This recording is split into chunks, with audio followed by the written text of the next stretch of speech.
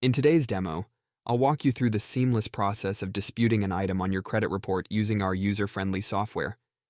Firstly, we'll navigate to the credit bureau's dispute page. Here, let's choose this particular inquiry as an example. Next, we'll pick a reason to explain why we think this inquiry is inaccurately reported to the credit bureaus. Once we've done that, it's time to select a template letter that aligns with our chosen argument. After this, simply click on the Next Step button to proceed. In the final stage, you'll be presented with the content of your letter for any last-minute tweaks. Feel free to use our cutting-edge artificial intelligence feature to fine-tune your spelling, grammar, or even make adjustments to the letter as you see fit.